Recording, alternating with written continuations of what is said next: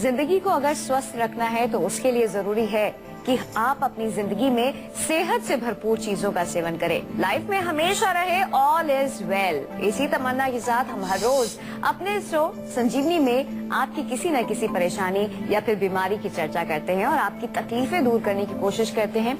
इसके लिए डॉक्टर साहब आपको बताते हैं आयुर्वेदिक निदान, और इसमें हमारा साथ देने के लिए हमेशा की तरह आज भी डॉक्टर साहब मौजूद हैं, विश्व प्रसिद्ध आयुर्वेदाचार्य डॉक्टर प्रताप चौहान। डॉक्टर साहब बहुत बहुत स्वागत है आपका। Thank you. संजीवनी में हम पूरे हफ्ते आपकी सेहत से जुड़ी किसी न किसी समस्या पर चर्चा करते हैं और आपको देते हैं उसका आयुर्वेदिक समाधान। संजीवनी के आज के शो में हम बात करेंगे वजन बढ़ जाने के डर की बीमारी यानी कि एनोरेक्सिया की। इसके बारे में डॉक्टर साहब से जानेंगे। ऐसा देखा गया है कि फिट दिखने के लिए, फैशनेबल रहने के लिए, खासकर अगर मॉडल्स की बात करें या फिर खुद की बात करें, अगर हम भी चाहते हैं कि हम मॉडल्स की तरह नजर आए तो ऐसे में हम कोशिश करते हैं कि हमारा वजन घट जाए, स्लिम ट्रिम दिखने की कोशिश करते हैं। और इस चक्कर में बहुत बार ऐसा होता है कि हम बहुत पतले हो जाते हैं, लेकिन हमारे दिमाग में ये होता है कि हम मोटे हो रहे हैं, हमारा मोटापा बढ़ता जा रहा है। खासकर लड़कियों की अगर हम बात करें तो उनके साथ ये दिक्कत होती है। तो आज के एपिसोड में डॉक्टर साहब इसी बीमारी के बारे में हमें जानकारी देंगे और कैसे हम इससे छुटकारा पा सकते हैं, क्या होती है ये बीमारी, कितनी खतरनाक है ये बीमारी, और साथ ही ये भी जानेंगे संजीवनी टिप्स में कि किस तरह से हम इसे दूर कर सकते हैं। और साथ ही डॉक्टर साहब ये भी बताएंगे कि यदि आप चाहते हैं कि आपकी आंखों की रोशनी दुरुस्त हो तो उसके लिए कौन से खास उपाय करने हैं, ये भी आज डॉक्टर साहब आपको बताने वाले हैं। चलिए सबसे पहले डॉक्टर साहब से यही जानते हैं कि एनोरेक्सिया यानी कि वजन बढ़ने का डर, ये बीमारी क्या होती है और कितनी खतरनाक होती है। डॉक्टर साहब, खासकर क्योंकि मैं एक लड़की हूँ तो लड़कियों की बात करें तो उनको यही होता है हमेशा कि मैं मोटी लग रही हूँ, मोटी दिख रही हूँ, और उसी कोशिश में अपने आप को पतला दिखाने की कोशिश में, वजन घट जाए उनका, तमाम प्रयास करती हैं। तो क्या होती है ये बीमारी और इसका क्या ताल्लुक है? बहुत थोड़ा समझने की जरूरत है। एक तो होता है कि आप वास्तव में ही मोटे हैं, आपका शरीर खराब है, आपका फिगर अच्छा नहीं है, तो उसके लिए आप कोशिश करते हैं। लेकिन ये बीमारी जो है ये थोड़ा सा समझने वाली बात है, जो एनोरेक्सिया नर्वोसा इसको बोलते हैं, कि आप मोटे नहीं हो, बहुत पतले हो, आपकी हड्डियां दिख रही हैं, लेकिन आपके माइंड में एक चीज बैठी हुई है कि मेरा फिगर ठीक नहीं है, मैं मोटा हूँ, मुझे शरीर कम करना है, मेरा शरीर जो है बहुत खराब है, मैं अच्छा नहीं दिखता हूँ। इस तरह की जब आपके दिमाग में कोई चीज बैठ जाती है और दिन भर आप जो है वजन को लेकर ही जो है चिंतित होते रहते हैं, दिन भर आप डाइट के बारे में ही सोचते रहते हैं और कोई विषय आपके दिमाग में होता ही नहीं है, तो ये फिर हम कहते हैं कि एनोरेक्सिया का रोग आपको ये हो गया है। तो एनोरेक्सिया जो है जरूरी नहीं है वो केवल लड़कियों में हो या महिलाओं में ही हो, पुरुषों में भी काफी मात्रा में ये रोग देखने को मिलता है, बराबर दोनों में ही होता है। क्योंकि कुछ पुरुषों के अंदर भी मानसिक ऐसा कुछ धारणा उनकी बन जाती है कि उनका फिगर अच्छा नहीं है, वो बहुत ज्यादा पेट बाहर निकला हुआ है या फैट ज्यादा बढ़ गया है, कहीं उसके चेहरे पर जो है ज्यादा फैट बढ़ गया है। तो ऐसी चीजों को लेकर के वो चिंतित जब हो जाते हैं तो खाना वो बिल्कुल बंद कर देते हैं, बहुत कम मात्रा में खाना खाते हैं। तो उससे क्या होगा, अनेक प्रकार के उनको रोग आ जाते हैं, अनेक प्रकार के डेफिशिएंसीज उनको बॉडी में हो जाती हैं। यहाँ तक के इस रोग का अगर सही समय पर उपचार ना किया जाए तो लोगों की मृत्यु तक हो जाती है। ऐसा भी होता है क्योंकि वो उनके दिमाग में एक चीज बैठ गई है कि मुझे वजन और कम करना है, अपना वजन कम करना है, तो कुछ खाएंगे नहीं तो मर ही जाएगा आदमी, फिर क्या करेगा उसमें। आखिरकार कैसे होती है इस बीमारी की शुरुआत, इस बारे में जानकारी हासिल करेंगे डॉक्टर साहब से। लेकिन फिलहाल एक दर्शक जुड़ गए हैं मध्य प्रदेश से। विकास जी, स्वागत है आपका, अपना सवाल करें। नमस्कार डॉक्टर साहब। नमस्कार जी।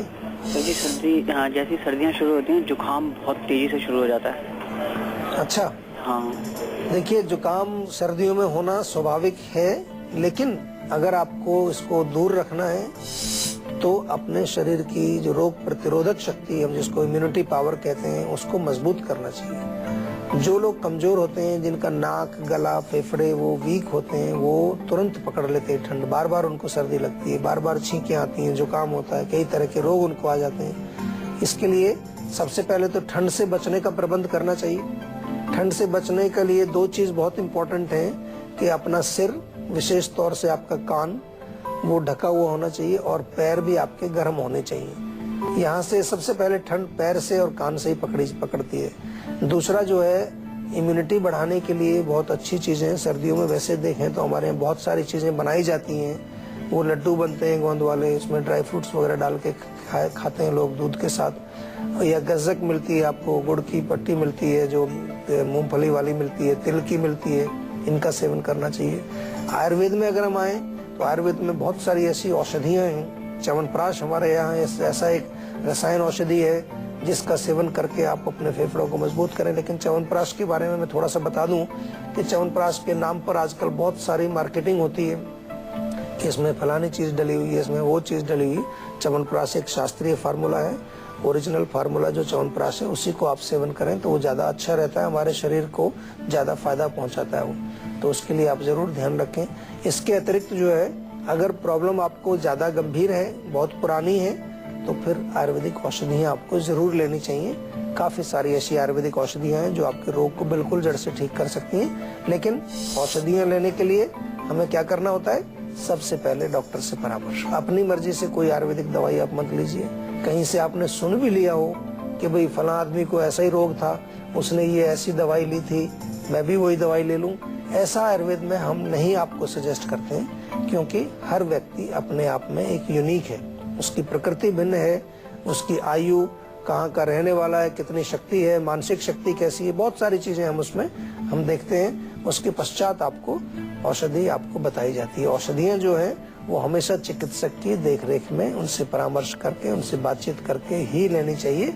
और इसीलिए हमने आपके लिए एक सुविधा रखी है कि यदि आपके आसपास कोई अच्छे चिकित्सक नहीं उपलब्ध हैं, हमारे यहाँ बहुत सारे आयुर्वेदिक चिकित्सक हैं, उनसे आप फोन के माध्यम से अपनी किसी भी रोग के बारे में निःशुल्क परामर्श आप ले सकते हैं। उनके साथ फोन के माध्यम से बात करें, वो आपको सारी चीजें समझाएंगे। आज हम बात कर रहे हैं एनोरेक्सिया की। डॉक्टर साहब ने ये तो बता दिया कि आखिरकार एनोरेक्सिया होता क्या है, किस बीमारी को कहते हैं एनोरेक्सिया।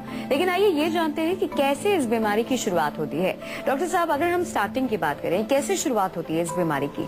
बहुत अच्छा प्रश्न है। देखिए, जैसे मैंने शुरू में बताया आपको कि ये जो है वेट से रिलेटेड प्रॉब्लम नहीं है। ऐसा नहीं है कि कोई आदमी मोटा है और वो वजन कम करने के लिए डाइट कम कर रहा है, उसको एनोरेक्सिया नहीं कहते हैं। ये थोड़ी समस्या, इसकी शुरुआत जो आपने पूछी है, तो शुरुआत इसकी कहीं ना कहीं माइंड के अंदर से होती है। जिन लोगों को बहुत ज्यादा कोई स्ट्रेस रहा हो, बहुत ज्यादा डिप्रेशन है, या उनमें कोई कॉम्प्लेक्स आ गया ऐसा अपने शरीर को लेकर के, अपने फिगर को लेकर के, उनके दिमाग में एक चीज बैठ गई है जो कि सत्य नहीं है। या कभी कभार हमने ये भी देखा है कि जिन लोगों को बहुत ज्यादा एंग्जाइटी रहती है ब्रेन में, मतलब कहीं ना कहीं माइंड से रिलेटेड रोग है ये। बहुत ज्यादा इनसिक्योरिटी कई लोगों को रहती है, कभी हमेशा डरे हुए से रहते हैं कि उनको लगता है कि कुछ मेरे जिंदगी में कुछ ना कुछ खराब चल रहा है, या अपने प्रति कोई हीन भावना, हमेशा जो है परफेक्ट दिखने के लिए कोशिश करते हैं। कुछ ऐसे देखे होंगे लोग आपने कि हमेशा उनको चाहिए कि मेरा बॉडी बिल्कुल फिट होना चाहिए, बहुत जो है उस पर मेंटली वो बिल्कुल उसमें ऑब्सेस्ड होते हैं उसके लिए। तो ऐसा जिन लोगों को हो, वो धीरे धीरे क्या होता है कि उनके माइंड में एक प्रोग्रामिंग हो जाती है। फिर वो खाना खाने से भी डरने लगते हैं, अपना वजन को हमेशा चेक करते रहेंगे, थोड़ा सा खाना खाएंगे, शरीर बिल्कुल पतला होगा, फिर भी उनको लगेगा कि मेरा वजन बढ़ जाएगा, मेरा फिगर खराब हो जाएगा, मेरा ये हो जाएगा, मेरा वो हो जाएगा, उस तरह का जो है। तो शुरुआत इसकी डेफिनेटली माइंड से होती है, माइंड रिलेटेड बीमारी इसको हम मानते हैं। आइए अब डॉक्टर साहब से ये जानते हैं कि इसके सिम्टम्स क्या हैं। डॉक्टर साहब, वैसे अगर हम सिम्टम्स की बात करें तो जैसे कि आपने कहा कि माइंड से कनेक्टेड होता है, तो इसकी शुरुआत, हालांकि आपने हमें बताया, लक्षण की अगर हम बात करें तो क्या होते हैं? लक्षण इसमें यही होता है कि देखिए, आप खाना खाते ही नहीं है, हमेशा जो है जब भी आप डाइट कोई देखते हैं तो यही सोचते रहते हैं कि इसमें फैट ज्यादा है, ये मेरा वजन बढ़ा देगा। वेट, डाइटिंग और कैलोरीज, इसी के बारे में जो आदमी दिन भर बात करता रहता है, ये उसका एक मेन लक्षण है। इसके अतिरिक्त खाना खाने में वो जो है मतलब झूठ बोलेगा। घर वाले कहेंगे खाना खा लिया, हाँ खाना खा लिया मैंने, तो खाना खाते नहीं है लेकिन वो कहते हैं खा लिया।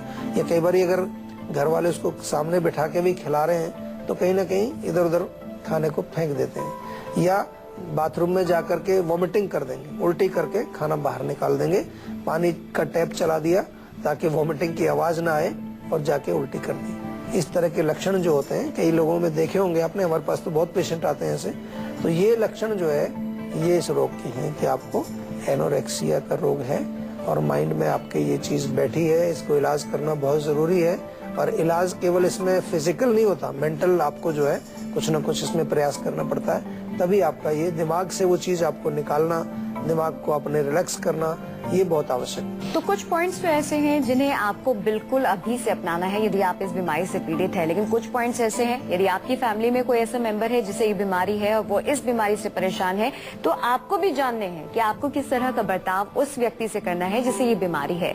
डॉक्टर साहब, किस तरह का व्यवहार होना चाहिए फैमिली की अगर हम बात करें? कौन सी सावधानियां ऐसी हैं जो वो बरते हैं उस मेंबर के प्रति? बहुत अच्छा प्रश्न है, क्योंकि अक्सर क्या होता है कि जो घर वाले हैं उसको डांटेंगे, उसको गुस्सा करेंगे, खाते क्यों नहीं हो, डराएंगे, जबरदस्ती खिलाएंगे। ऐसा नहीं करना है। देखिए, मैंने आपको समझाया कि उसके माइंड का प्रॉब्लम है, उसके मन को जो है कहीं ना कहीं उसके मन में कुछ खराबी है, विकृति है, तो उसको बहुत ज्यादा सपोर्ट की जरूरत है, उसको बहुत ज्यादा इमोशनल सपोर्ट चाहिए, उसको बहुत ज्यादा प्यार की जरूरत है, ताकि वो व्यक्ति जो मानसिक लेवल पर जो है उसको विकृति हुई है, उस विकृति को हम ठीक करने में उसकी सहायता कर पाए, तब जाकर के वो रोगी ठीक होगा। तो इसमें मुख्य रूप से सपोर्ट की जरूरत है, उसके रोग को समझने की जरूरत है। ऐसा मत समझिए कि ये जो है बहुत बच्चा हमारा खराब है, बात ही नहीं सुनता है, हम इसको कितना समझाते हैं कि खाना खाया करो, खाना ही नहीं खाता है, फिर उसको आप डांटने लगे, उसको कुछ ना कुछ उल्टा सीधा बोलना लगे, उससे ज्यादा और ज्यादा खराबी आ जाएगी उसको, और ज्यादा उसमें हीन भावना आएगी, और ज्यादा वो अपने आप को सोचेगा कि मैं बुरा आदमी हूँ, मैं खराब हूँ, तो उससे ज्यादा और प्रॉब्लम उसको बढ़ जाएगी। क्योंकि ये ऐसे लोग जो हैं वो बहुत सेंसिटिव माइंड के होते हैं, उनका मन जो है बहुत सेंसिटिव होता है। चलिए अब बात करते हैं आज की संजीवनी की और डॉक्टर साहब से जानते हैं कि आखिरकार हम कैसे एनोरेक्सिया से छुटकारा पा सकते हैं। डॉक्टर साहब, वो खास उपाय, वो खास बातें जो बेहद जरूरी है जाननी हमारे लिए, किस तरह से हम इससे छुटकारा पाएं? देखिए, सबसे पहले हमने माइंड की बात की है, तो बहुत आवश्यक है कि अपने माइंड को मजबूत करना, माइंड को रिलैक्स करना।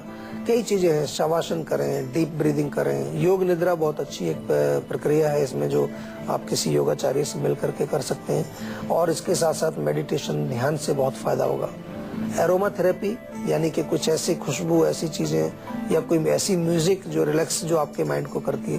मन को आपको शांत करना है, मन को उस विषय से हटाना है, क्योंकि जो 24 घंटे आप केवल वेट के बारे में, डाइटिंग के बारे में सोच रहे हैं, उस मन को कहीं ऐसी जगह लगाइए जहां आपको थोड़ा सा अच्छा लगे, आपको एक पॉजिटिव फीलिंग आपके अंदर आए।